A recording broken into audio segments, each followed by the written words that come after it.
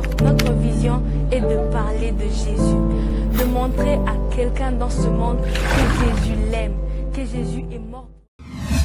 Shalom peuple de Dieu, c'est la sœur Rosette Amada.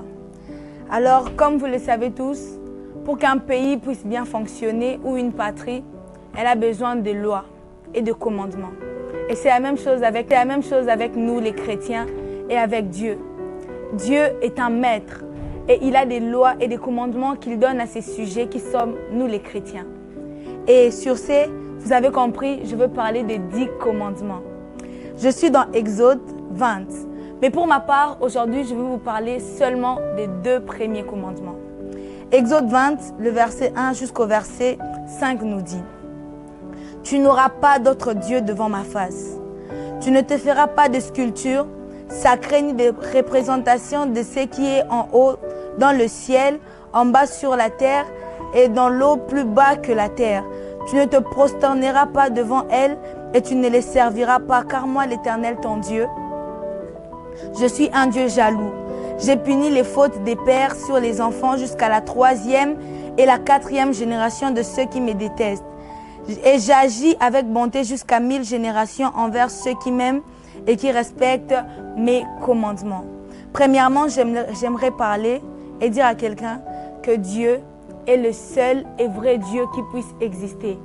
Tu ne peux pas avoir d'autre Dieu devant la face du grand Père créateur. Il n'y a qu'un seul Dieu qui existe et c'est Dieu, le Père, notre Seigneur, qui nous apprend les commandements dans sa parole. Alors tu ne peux pas te prosterner devant d'autres images parce qu'il n'existe qu'un seul Dieu et c'est le Dieu Tout-Puissant. Deuxièmement, j'aimerais te dire, l'homme se doit d'adorer Dieu et seulement Dieu. Tu ne peux pas te prosterner devant une image. Toi qui es dans une religion quelconque, la question que j'aimerais que tu te poses aujourd'hui, est-ce que tu te prosternes devant des images? Est-ce que tu te prosternes devant des statues? Est-ce que tu pries le vrai Dieu? Est-ce que tu n'adores que le vrai Dieu? J'aimerais vraiment que quelqu'un se pose cette question. Quand tu pries, quand tu es dans ton moment d'adoration, quand tu es dans ton moment de prière, est-ce que tu pries Dieu, le vrai Dieu souverain dont la Bible nous parle? Ou bien tu pries un Dieu, une statue quelconque? Regarde ta religion et c'est en te basant sur ta réponse que tu sauras si tu es dans le vrai ou dans le faux. Troisièmement, j'aimerais nous dire, Dieu est un Dieu jaloux. Pas jaloux dans le mauvais sens comme les hommes. Les hommes sont jaloux et il peut te tuer parce qu'il est jaloux. Ça, c'est dans le mauvais sens. Mais la jalousie de Dieu émane de sa bonté, de son amour envers notre personne. La bonté de Dieu lui pousse à être jaloux. Son amour pour toi lui pousse à être jaloux parce qu'il aimerait que tu ne vives que pour lui. Il aimerait que ta vie chaque jour ne soit que pour lui, qu'il soit le sujet de ton adoration, qu'il soit le sujet de tes louanges, qu'il soit le sujet au fait de ta vie. Il n'aimerait pas que tu te prosternes devant une quelconque statue. Il n'aimerait pas que tu passes ta nuit ou tes journées à parler à un Dieu qui n'existe pas, un Dieu que tu as créé de tes propres mains ou que les hommes ont créé de leurs propres mains, mais qui ne parle pas. Il est jaloux parce qu'il aimerait que tu ne vives que pour lui.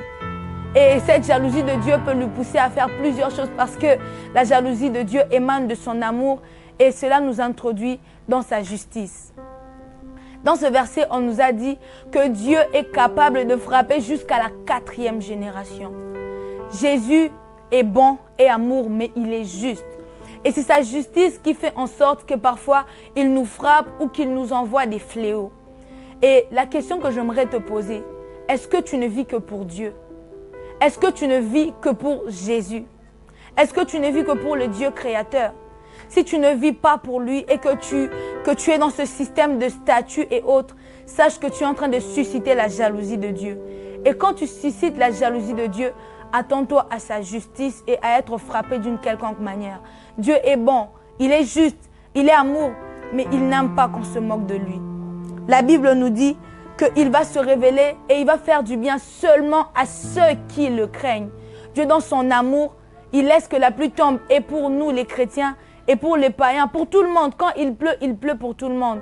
C'est un peu comme la bénédiction. Quand il bénit, il peut bénir tout le monde. Il peut toucher tout le monde. Mais la vraie bonté de Dieu, son amour propre, cette attention qu'il a pour ses enfants, ces personnes qui le craignent est différent de l'amour qu'il a pour une quelconque personne. Alors, est-ce que tu es parmi les enfants de Jésus, ces enfants qui sont inscrits dans la liste de vie? En répondant à ces quelques questions que j'ai dit avant, tu pourras savoir si tu es vraiment dans le vrai. Et pour finir, j'aimerais vraiment appuyer sur le fait que Dieu aime tout le monde, mais il agit continuellement avec bonté dans la vie de ceux qui l'aiment en retour et le craignent. Dieu aime tout le monde. Dieu m'aime, Dieu t'aime, Dieu aime tes parents, Dieu aime même mes parents. Il aime absolument tout le monde sur cette terre.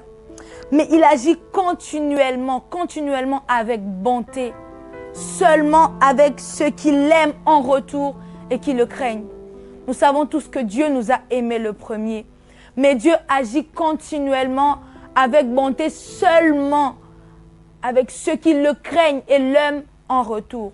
Est-ce que tu aimes Dieu en retour? Dieu t'a donné en premier son amour.